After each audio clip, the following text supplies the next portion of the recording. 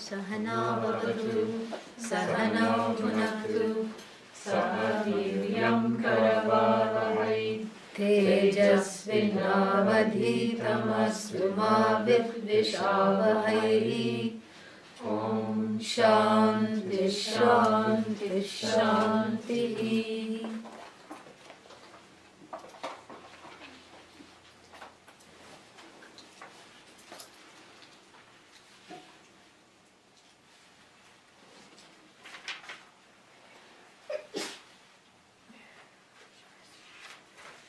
74 or 243 if you are doing the other one.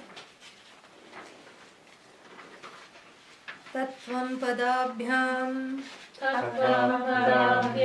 abhidhiyamanayoho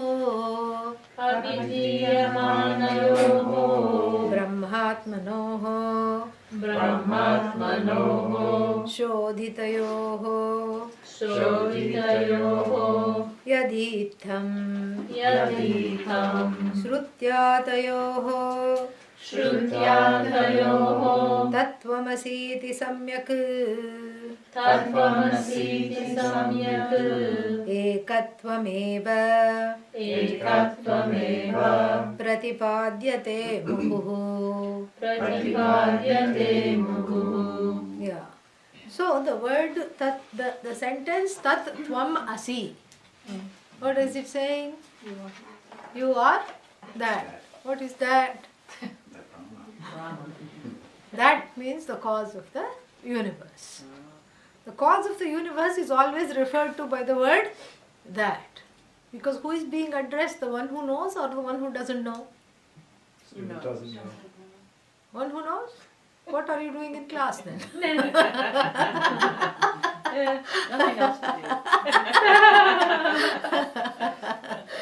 So the one who doesn't know, correct? Yeah, the one who knows need not be addressed because the Upanishads have finished their work for the one who knows. So who is being addressed? The one who doesn't know.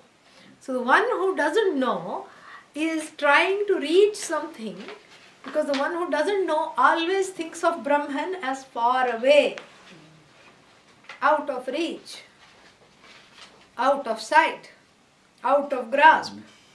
Some elusive creature this Brahman is. That is the feeling, right? So the preposition of remoteness is that. That, the word that is a preposition of remoteness. Whereas this are things that are close to me, like this, whatever this is, scarf, this book.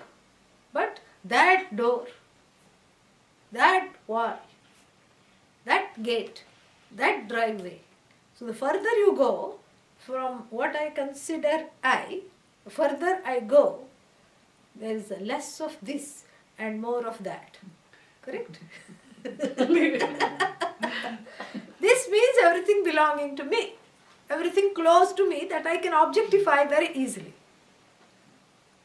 This, and that remote, far away from me.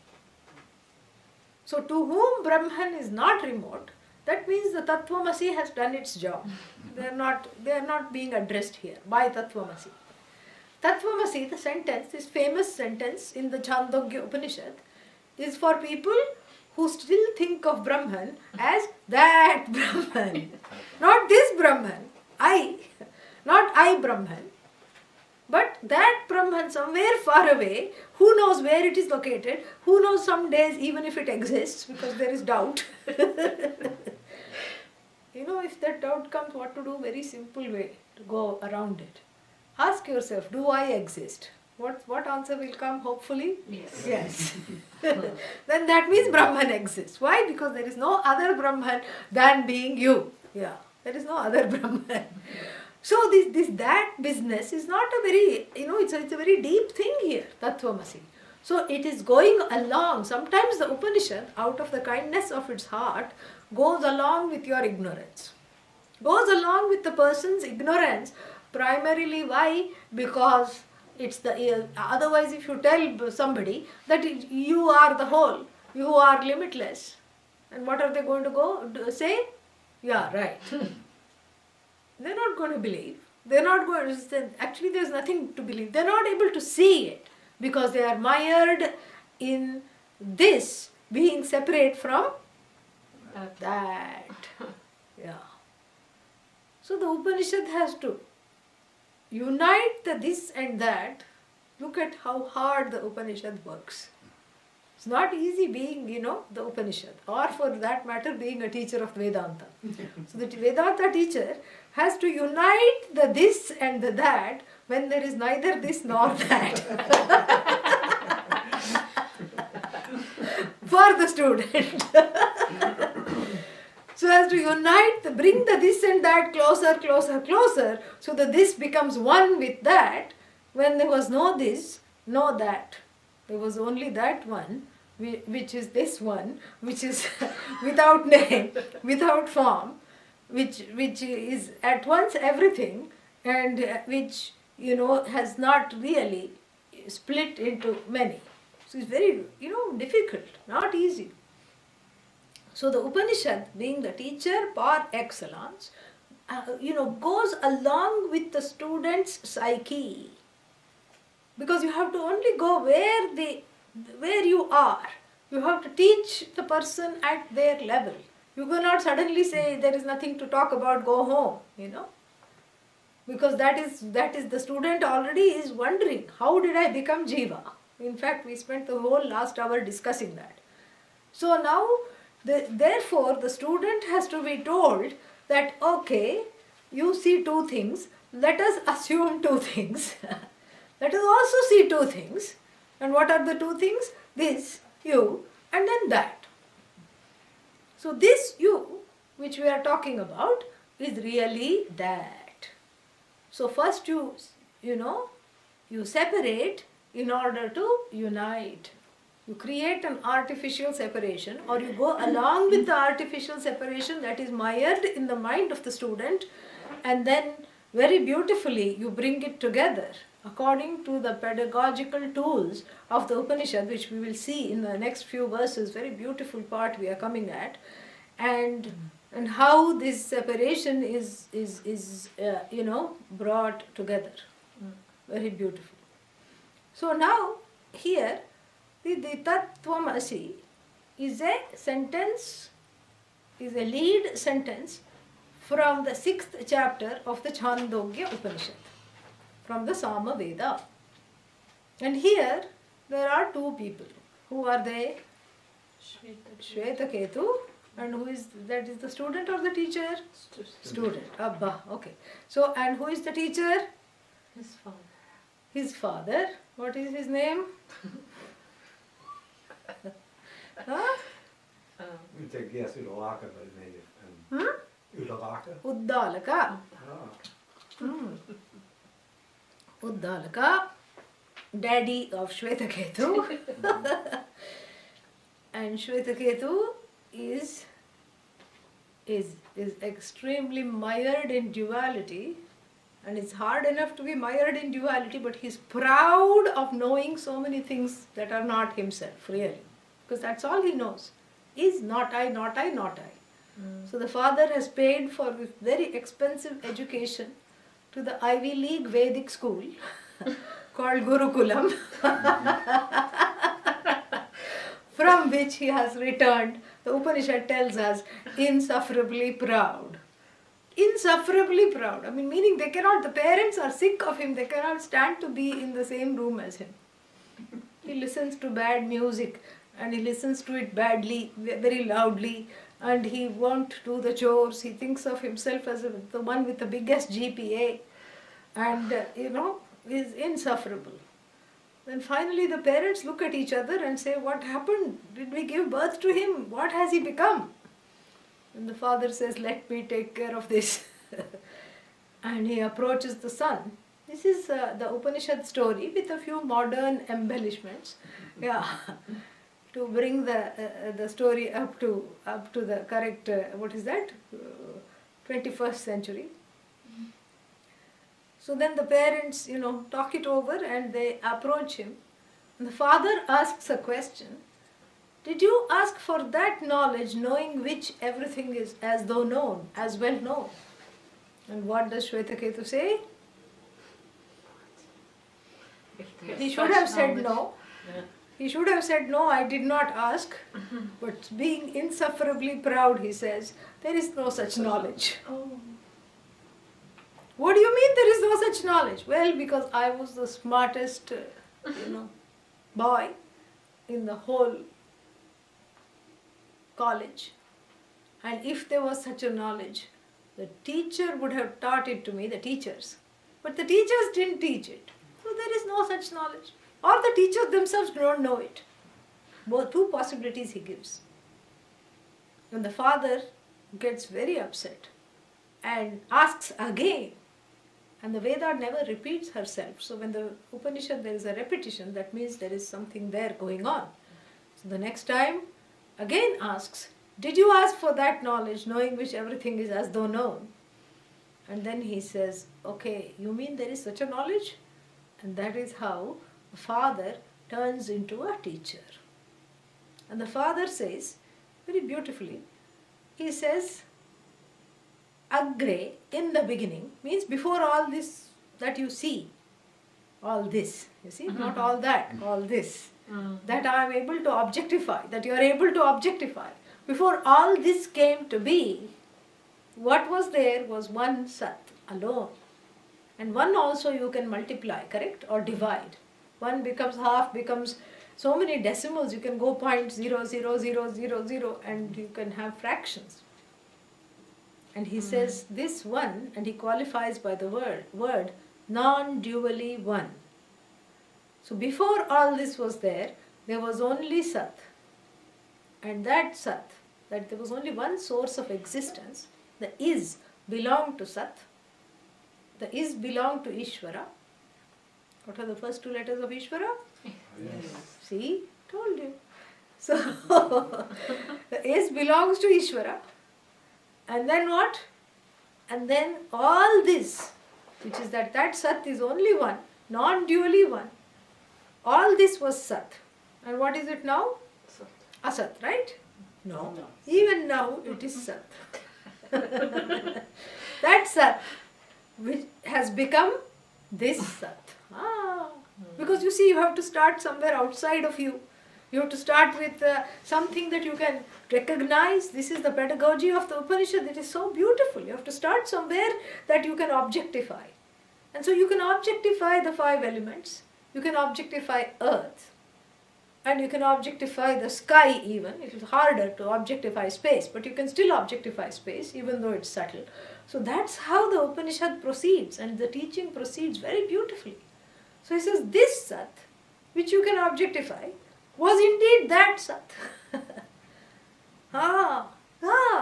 Shvetaketu is because he is intelligent, And so that means what? The college education helps in study of Vedanta. That's all we know. Going to college is not a waste of time. We know that. Because in college, we'll, one listen any kind of an education, higher education, you get logic and you have a way of thinking clearly and certain ways of, putting the cart after the horse. All these things, these skills are taught. Addition, subtraction, mathematics, the concept of infinity, all this comes in handy. So the education is a wonderful precursor. So Shvetaketu being so intelligent, Shvetaketu means white comet, meaning he was very bright,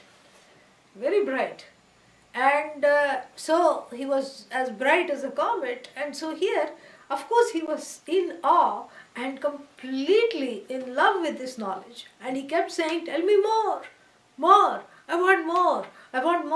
Then what happened? So the first ABC of Vedanta was taught to him. All that was there was one Sat. That also means removed in time. Not just removed in space, but removed in time. So long ago, this is just to make understand that before all this manifested, there was one that, and that Sat. What has that Sat become? This Sat, this Jagat. That Sat has become this Jagat. Oh, really? How? That Sat was one, Ekam, eva advitiyam, non-dual. How did that Sat become this Jagat? Well, the next class of teaching from Uddalaka to Shvetaketu says that that Sat is just the only thing to know.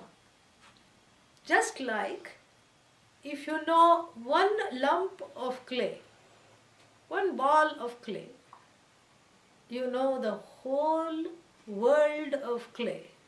Correct? So, or if you know one pot, even if it's a little cracked pot, if you know one pot, then you know the whole earthenware world. You know the world of earthenware, no matter where it exists and no matter what it looks like, whether it has glaze on it or whether it has little printed flowers on it or some dragons on it, you know the whole world of earthenware. Right? So all you have to know is one thing alone, and that one thing is what you think is that Sat, is really this Sat. And so he is shown the pot. This clay pot example, was not made up by us Vedanta teachers. It goes back to the Upanishad. So Uddalaka shows him a pot and says, out of this one clay object, you see the whole clay world, and if the clay happens to be in the form of a lid or a bowl or a plate or some kind of a figurine of Krishna, you can still recognize it as what? Clay alone. And Shvetaketu is ecstatic. And he says, more, I want more. And the next example, he gives him 9 examples. Why 9? Is there a magic number? Because after the 9th example, he doesn't say more. He says, I know it. I have it now. Thank you. Thank you for enlightening me, he says. So 9 times he says, Bhuya eva bhagavan vikyapayatu, teach me again. So the next example he gives, we'll only go through 3 examples, then you will get the idea. The next example he gives is that of gold. How many gold? 1. How many Sat? 1. And then that gold is made into 1,000,000 ornaments. The shine of the gold belongs to the ornament or the gold? The gold. The weight of the ornament, belongs to what? The gold. And so the ornament is nothing but gold. Gold is not ornament. Pot is nothing but clay. But clay is not pot. This is a very interesting equation. We have to see this very clearly. Ornament is gold because ornament doesn't have a being. It's an ornamental, that's all. It's got an ornamental worth in the sense that it can shine, it can dangle, from the ear or the neck or something. It can shine, it can dangle, it just reflects the shine of gold. It's nothing but gold. And the ornament is just a name and form. Chain, bangle, nose ring, earring, toe ring, anklet, bracelet are all various names for the manifestation of gold. Pot, lid, bowl, dish, etc. are again names for the manifestations of clay. And so, here also he's told that all this, what you see as discrete things, is just one thing alone. And it's easy to see this in gold, correct? And that's how we can really see how the disgruntled bangle, why is the bangle disgruntled? Huh? Because the lady who wears it has OCD. Yeah. She keeps washing the hand. And the bangle says, I'm losing my shine. And she's very graceless. She keeps, banging it around on all the surfaces and scratching it. And, and the bangle is losing weight. In the beginning, I was such a chubby bangle. Now I have just become so thin because this stupid lady cannot stop washing her hands and, grating me against every surface that there is. This is what the bangle's point of view. Bangle, if the bangle had a human mind, this is possibly what it would think. Meanwhile, the chain will have its own problems.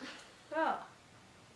The chain, especially in the winter, will say, she's not showing me off. I'm getting suffocated, I'm all just bundled up. So many layers she puts on. Because the bangle is worn by a lady with OCD.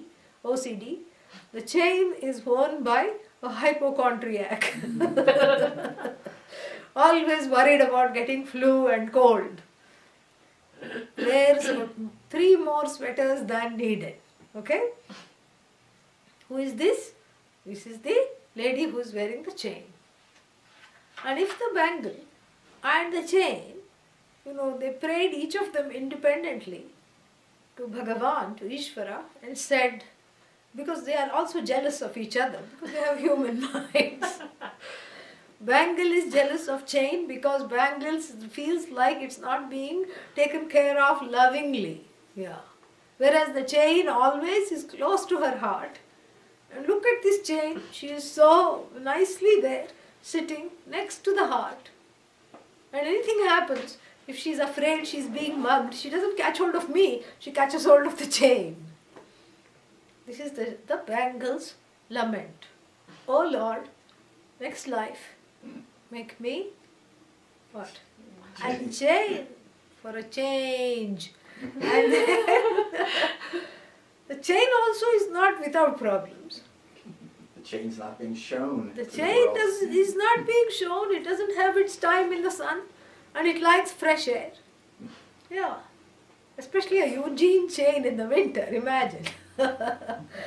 So then the chain also prays to the same Lord, please in the next life, if possible, hear my prayer, make me a bangle. And this is why Bhagavan doesn't need a cable. Yeah. We are the live entertainment. And so, Ishvara says, what does Ishvara say? Tathastu, so be it, okay. So the bangle becomes chain. Chain becomes bangle. And they are very, very, very, very happy, each of them. For how long? Few days, few minutes, few seconds, we don't know. The chain says, the chain who is now the bangle says, this is more like it, because the woman goes to work and shakes hand with a new client. This is more like it, I'm being all shown. But the woman is not very graceful, and then after finishing shaking the hand, she just goes like this against the chair. And the chain, which is now the bangle, says, ow! Because the chain is not used to such treatment. Says, what are you doing? And that was just the beginning. It was a wake-up shock. And the bangle, which is now the chain, is happily seated right near the heart chakra and feeling very happy for itself until the lady starts to go out. She wears Pancha Koshas. 5 coverings on top of the already Pancha Koshas that are there. She just binds herself up like a mummy. And then the chain says, wait! Which chain? The one that was the bangle says, what are you doing to me? Stop! I'm getting suffocated. I'm having, what is that they have? Claustrophobia. I'm getting claustrophobic. Stop! Does she stop? No. Because there is no interspecies conversations here in this story. Between the sentient and the insentient. And then what? Then both of them, the bangle, which is now the chain, and the chain, which is now the bangle, they switch their nightly prayers. The chain, which is now the bangle, says, please take me back to those days of being chained. And the bangle, the now chain, which used to be a bangle, says, make me into a bangle again. So this is their lot. This would be their lot. Shvetaketu is told, if they did not know that they were gold. If they knew they were gold, doesn't matter. They would enjoy being a bangle, enjoy being the chain, knowing that there is nothing to lose or to gain by being chain. You know? It's all one. But if they don't know, this would be their lot. And same thing with human beings. The pasture is always greener on the other side because one is not accepting of what is there, because one is, not knowing the truth of this Sat. So then at the end of each of these paragraphs, then the next example is with nail cutter and iron. We know that in the Vedic age, nail cutter was there. So, and at the end of each of these examples, there is a refrain, Tat Sat, that Sat, Sa Atma, this Atma, Shvetaketo, O Shvetaketu, Tvam Asi, you are that Sat, which is this Atma. That is the refrain after every example. From the beginning to the end, we have that same refrain. And that is where the words Tattvamasi have come. And it is seen as a Mahavakya because a Mahavakya is a sentence that shows the oneness between the so-called Jiva and Ishvara. So this is why it is called Mahavakya. So this is, I wanted to, do this because otherwise we won't understand this verse. So Tattvam Padabhyam. Padabhyam means by the words Tat and Tvam. Abhidhiya Manayoho, that which is indicated is what? Brahman and Atma. Brahman and Atma are the words that are indicated by Tat and Tvam respectively. Tvam means Atma. Atma means what? Self. And Tat means Brahman. Brahman here means Ishvara, the, what is that? The Jagat Karanam, the cause of the universe. So the cause of the universe and the self are referred to by the words Tat and Tvam respectively. And then what kinds of words are these? Shodhitayoho means these words have been analyzed words. Not just everyday words. Analyzed words. How analyzed? Just in the same manner that we just said. That Sat which is one, which is called that, which is really you, and analyzed means talked about in a particular way in the sense of Lakshana. Lakshana means what? That Tat and Tvam are indicatory words for Brahman and Jagat. For Ishvara and not Jagat, Brahman and self. Ishvara and then I. Because you see, it's very easy to say, the Upanishad says, I am Ishvara. Ishvara means God, the cause of the universe, the limitless whole. And if you take it literally, what will happen? You will be very sad. Because you will go, if somebody thinks I am Ishvara, Ishvara can fly. So I will also get off the cliff and flap my arms. And then what will happen? Yeah, nothing will happen. That's all. And so therefore, this is very, very important to see where is the equation operating.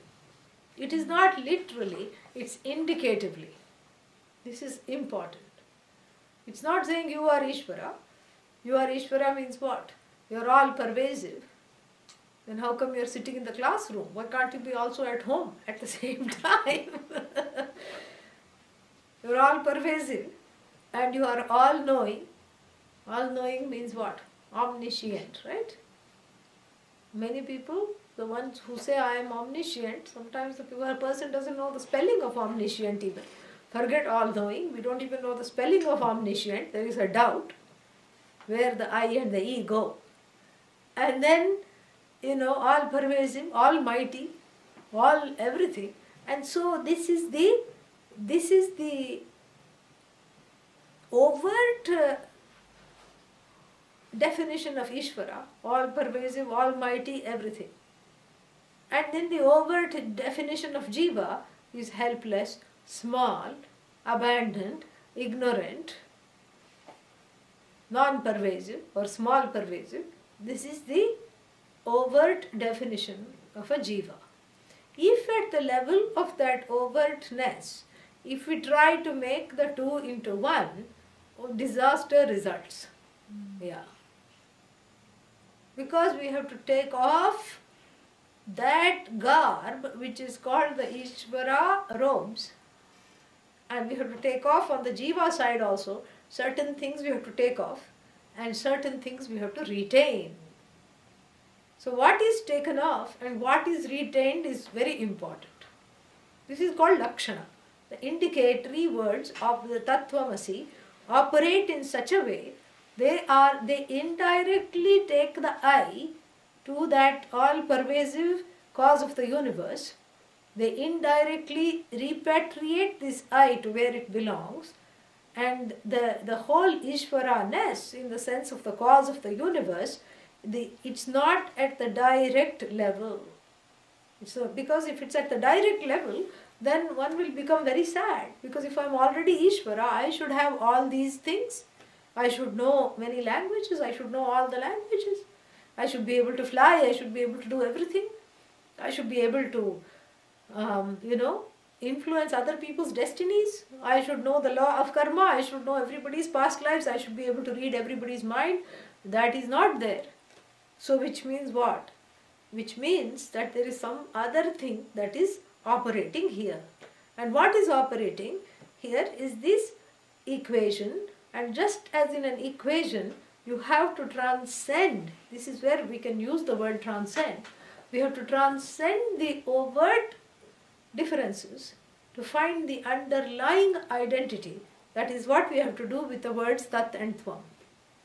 So the word Tat, we divest it of its Ishvaric garb of all might, omniscient and everything. And the word Tvam, we divest it of the Jiva garb. What is the Jiva garb? Feeling sorry for itself, victimized, sad, confused, ignorant. We take off that. And the one who is wearing the Ishvara garb and the one who is wearing the Jiva garb are one and the same. And that is called Brahman. That limitless consciousness, that presence which is the same as in Ishvara, as in Jiva, that which causes me to say I am, then that which is that limitless sentience which is the same as Ishvara. It's the same relationship between the wave and the ocean. The wave can say, I was born of the ocean. I have a horoscope. I have a birthday. And then my death is approaching because I have just I have become a small little wave. I had a big history of being a tsunami and destroying 250,000 villages a few years back. I came in the paper for 6 months in a row. I was very happy. And now I'm just lapping, waiting to die. This is the sad story of the whale, which is equivalent to the story of the ignorant Jiva. But then the story of the ocean is the one who creates waves, the one who is of limitless name and form compared to the wave, and the one out of whom the wave is born, unto whom the wave returns, and by whom the wave is sustained. And the two look different. But then if you ask this wave, if another wave comes, the waving guru comes and talks to this sad small wave, what are you made up of? The wave will say water, correct? I'm made up of water. And then what is the top of you? Water. Middle, water. What is the bottom of you made up of? Water. Water, water, water. And then what about the ocean? What is it made up of? Water. So if you want to touch the ocean, do you have to take a boat and pat, all over? No. You just let one wave touch your feet and that's enough. You have touched the ocean. You can say, you touch a wave, you have touched the ocean. So from the standpoint of the wave, it can say, I am going to celebrate my birthday, no harm. But that is a point of view. The ocean is the view, right? From the standpoint of the water, there is no, that is the view. The water is the view here. From the standpoint of the view, there is the ocean is a name and form, limitless, but a name and form. The wave is a name and form. All that is there is water, water, water alone. So all that is there is water, which has a particular name and form called wave, which is finite. So called finite because that finiteness doesn't matter. It's like a dress. When the infinite wears a dress of finite dress, as though dress. And then on the other side of the equation, the ocean is wearing this infinite garb, and underneath the garb is that one water alone. This is how the Mahavakya operates. We have to see that one, and this is the example, now we take what is exemplified. The wave is for the jiva. Wavery jiva. Yeah. Waving goodbye to ever getting this knowledge. Wavery jiva, upset jiva. And then Ishvara, the one in charge, out of which everything comes. Even this jiva is supposedly come out of Ishvara. Ishvara is the mother, father, out this whole jagat has come from Ishvara. Sustained by Ishvara, goes back to Ishvara. And really speaking, when you divest the jiva side of all this complaining, internalization and this feeling of this small pervasiveness and sorrow and pain, what you get is Brahman, that presence, that I am, which is limitless. From Ishvara's side also, all that is there is one consciousness. So that consciousness is like water. So this is how the Mahavakya operates. And this is what it says in this thing, that in this verse, that it is the purport of the Upanishad, is to show that all there is one. Shodhitayoho means examined. Examined how? Just like we saw. Yad itham. Itham means in this manner. And then what? Shrutya tayoho tattvamasi iti samyak. Shrutya means by the Shruti it has been analyzed. The words you and that have been analyzed in this manner. And then what is the result of this analysis? Pratipadyate. It's shown. Muhuhu, again and again, repeatedly it is shown. Samyak, very well. What is shown? Ekatvam. What is ekatvam? Oneness. Not two-ness, oneness. That is the purport of the Upanishad, is to show this oneness. After studying the Upanishad, if you still say Ishvara is Ishvara, Jiva is Jiva, what should I say? Please do not study the Upanishad. That's all I should say. Yeah. So this whole Dvaita, the duality, which is actually, it's an important, what's the word for it? The duality is not,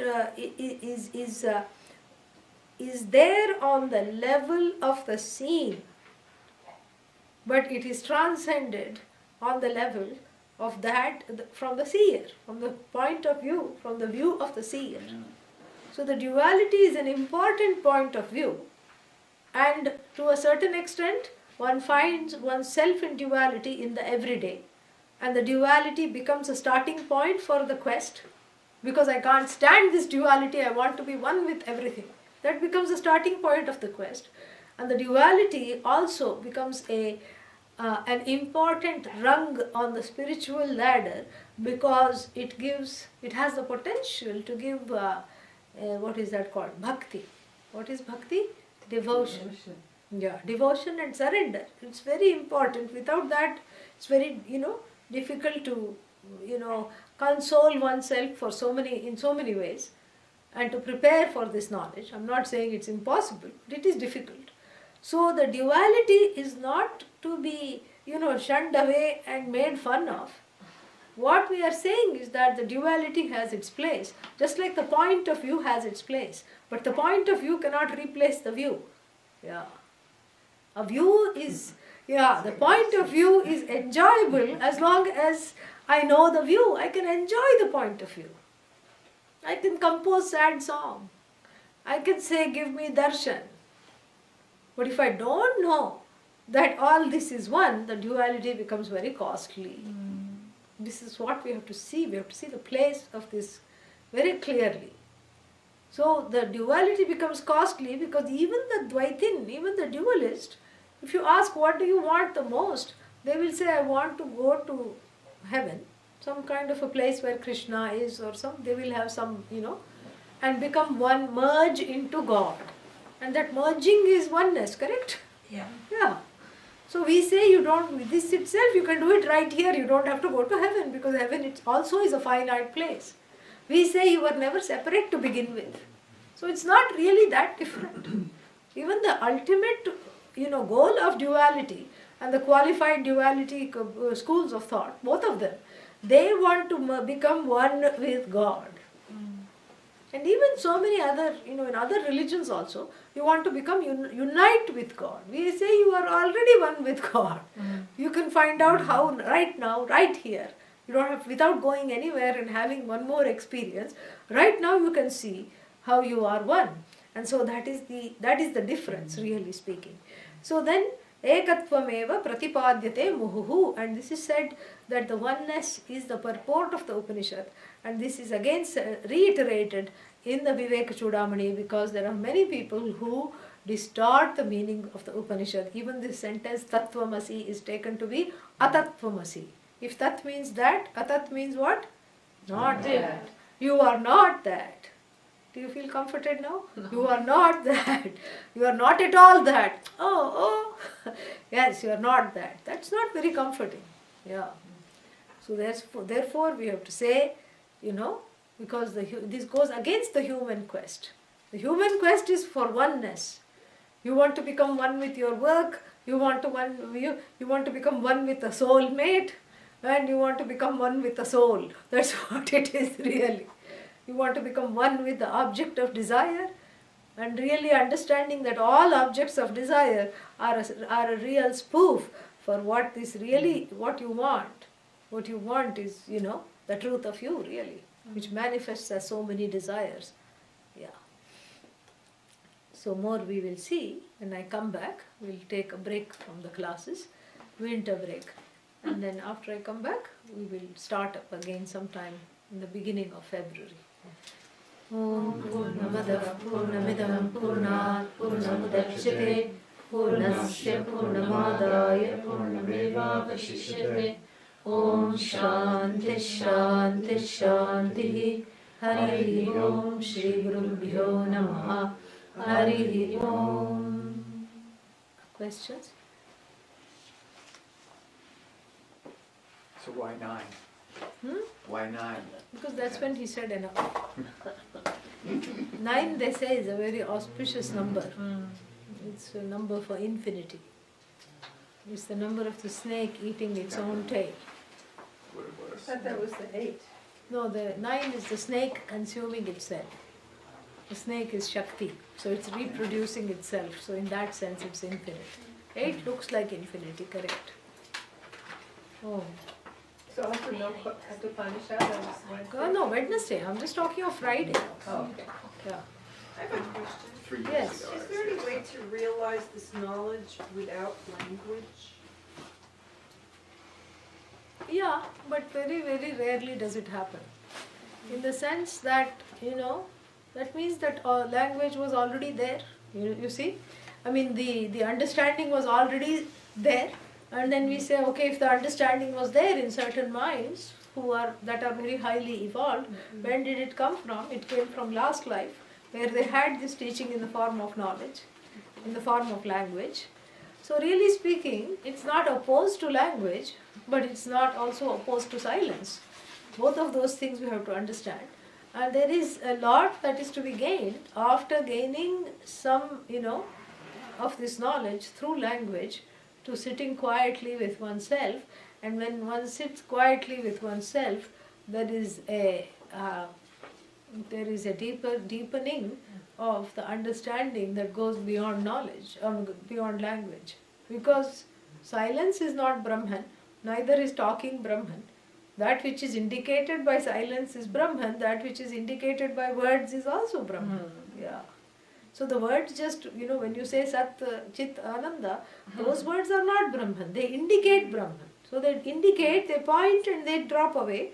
And what is pointed is already being the self-shining you, it shines. It doesn't need words. Yeah. It's beyond words, beyond the mind. But yet, without words, we don't know how to communicate. Right? Yeah. So we shouldn't be shy of words, just like we are not shy of being quiet. There is something, because see, the duality is mired in language. So the oneness is also, it's like it's like the diamond cutting another diamond.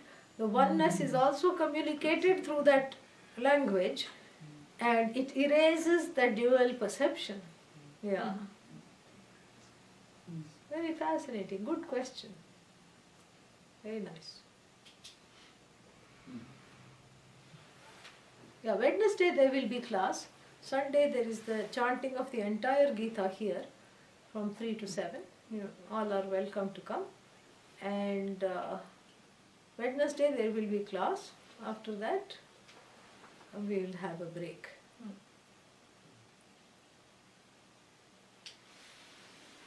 Wednesday's class, will it continue or not? I don't know. We'll see. Because if 2 people are coming, then may as well we all stay at home.